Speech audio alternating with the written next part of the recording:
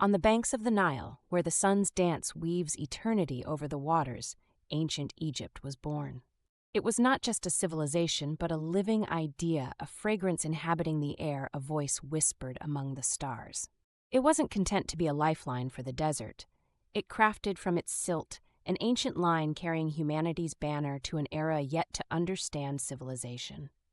The tale is not just statues and pyramids dissolving in the darkness of history, but a legacy enriching the earth, writing chapters, and carrying through time the spirit of pharaohs that refused to leave us. Here we ask, can the world truly live without Egypt? The Greeks saw Egypt as the open book of secrets, the land of miracles, engineering, and gods. When the historian Herodotus arrived in Egypt, he wrote not about its pyramids, but about its spirit, saying, "The Egyptians taught us everything, from geometry to divinity." From the priests of Memphis, Pythagoras learned geometry, and from Egypt's telescope of wisdom, Plato drew his philosophy. And what about Alexander the Great? This warrior who conquered the world, his conquest of Egypt was not by spear, but by kneeling in the Temple of Amun, claiming to be the son of the god, to rule as a legitimate pharaoh. Greece was a child that drank from the Nile, grew, and spread that essence of knowledge to the world. It's said that when the priests of Memphis first saw Pythagoras, they knew he wasn't just a visitor, but a bearer of Egyptian revelation to the hills of Athens. Egypt wasn't merely a land occupied. It became a source of artistic and religious inspiration for an empire that longed to embrace the entire world. Cleopatra, the last queen of Egypt, didn't just captivate the heart of the Roman leader Antony.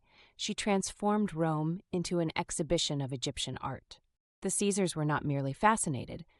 They transported Egyptian obelisks to stand proudly in the squares of Rome and even the Vatican. Whenever you pass one of these columns, remember they weren't carved in Italy, but brought by Rome from the land of the Nile, a testament to a nation that never truly died. On the religious front, Rome couldn't resist the allure of Egyptian gods. The worship of Isis spread throughout the empire, from London to Damascus, embraced by Roman hearts as a goddess of life and protection. Though thousands of years have passed, the touch of their fingers remains alive, their unseen hands still at work. Take, for instance, the Eye of Horus, which has become a global symbol of protection.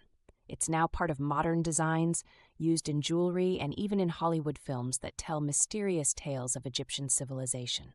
As for the Ankh, the symbol that adorned the gods in Egyptian temples, it has seeped into modern popular culture as a sign of immortality, shared by artists and creators as if it were a part of our lives. And let's not forget the majestic image, the Great Pyramid, which even appears on the American currency. The artist wouldn't have placed it there without believing that the pharaohs understood greatness before anyone else. Even today, the pharaonic magic remains a mark that appears and disappears, reborn in every symbol, in every idea, as if Horus himself watches us from afar. Ancient Egypt is not a civilization extinguished like the light of a candle, but a sun that never set. It erupted like a seed planted in the body of history, and every world carries something of it, from science to art, from engineering to dreams. Whenever you look at the stars, remember that the pharaohs drew their maps using them. And whenever you write something, remember that Thoth might have once smiled, secretly inscribing your name on a matter his hands drafted in an undiscovered papyrus. Egypt is not just a land to be inherited, but an idea that dwells in the soul. It is a renewing legacy pulsating among us. It is the link between the civilizations of yesterday, the present of today, and the future of tomorrow. This is Egypt, the story that never ends.